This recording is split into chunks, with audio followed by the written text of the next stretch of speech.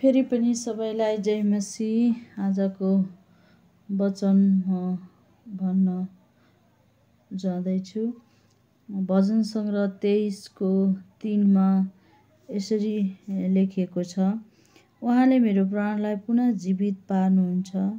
उहाँले आफ्नो नाउँको खातिर मलाई धार्मिकताको मार्गमा डोर्याउनुहुन्छ। मृत्युको अन्धकारमय घाटी भएर जानु परे तापनि म कुनै खतरादेखि डराउने छैन, किनकि तपाईँ मेरो साथमा हुनुहुन्छ। तपाईँको लठी र तपाईँको लौरोले मलाई प्रोत्साहन दिन्छ। मेरो शत्रुको सामुन्ने तपाईँ मेरो निम्ति भोज तयार पार्नुहुन्छ। तपाईँले मेरो शिर तेलले अभिषेक गर्नुहुन्छ, मेरो कचौरा भरिएर पोखिन्छ। निश्चय नै परमप्रभुले वचनमा भन्नुभएको छ। यो वचन धेरै राम्रो छ, परमप्रभुको वचन, जुन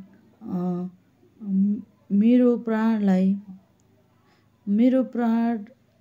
पुनः जीवित पार्नुहुने परमेश्वर मात्रै हुनुहुन्छ। वचनले त्यही नै भन्दछ कि परमप्रभुले हाम्रो यो प्राणलाई पुनः जीवित नै गराउनुहुन्छ र गराउनु भएको पनि छ।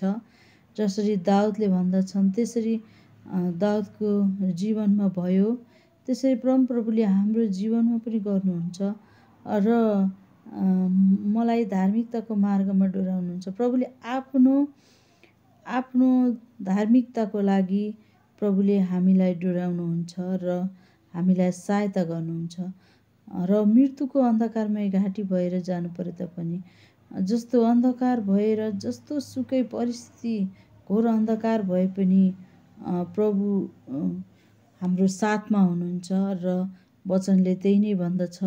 जस्तो घोर अन्धकार भए पनि प्रभु हाम्रो लाठी लौरो बनेर प्रभुले हामीलाई त्यसबाट निकाल्नुहुनेछ अनि उहाँले हामीलाई सम्हाल्नुहुनेछ। र जस्तो सुकै परिस्थिति परे पनि हाम्रा शत्रुहरूको सामुन्ने परमप्रभुले हामीलाई सहायता गर्नुहुनेछ र हाम्रो लाजलाई परमप्रभुले लाजमा परिवर्तन होइन, आफ्नो महिमामा परिवर्तन गराउन खोज्नुहुन्छ।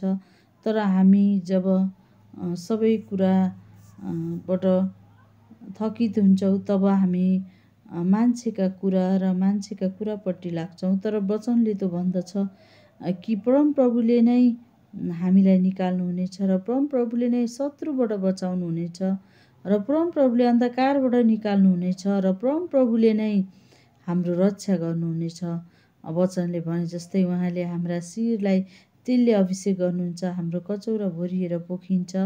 जस्तै उहाँले हामीलाई प्रेम गर्नुहुन्छ, हामीलाई चाहिएको आवश्यकता कुराहरू पुरा गर्नुहुन्छ, आफ्नो समयमा पुरा गर्नुहुन्छ। जसरी हामीले भन्दछौँ हामीलाई भर्खरै चाहियो अनि हामी तयार हुँदैछौँ, त्यो होइन।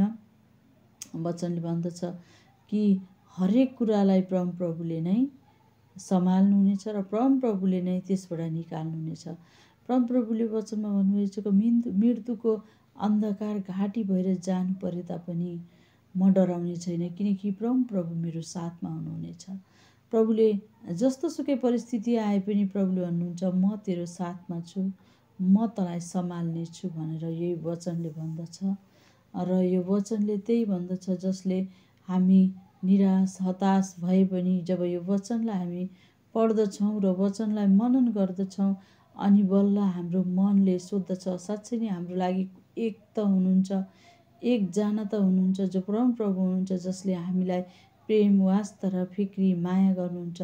परमप्रभुले बाहेक कसैले पनि माया गर्दैन र परमप्रभुले बाहेक कसैले पनि हामीलाई म तँलाई सम्हाल्न सक्छु, म तँलाई अन्धकारबाट गए पनि, जस्तो सुकै परिस्थितिबाट गए पनि म तँलाई सम्हाल्छु भन्ने एक मात्र हुनुहुन्छ र उहाँले मात्रै सक्नुहुन्छ। वचनले त्यही नै भन्दछ। फेरि पनि वचन यति नै राख्दछु।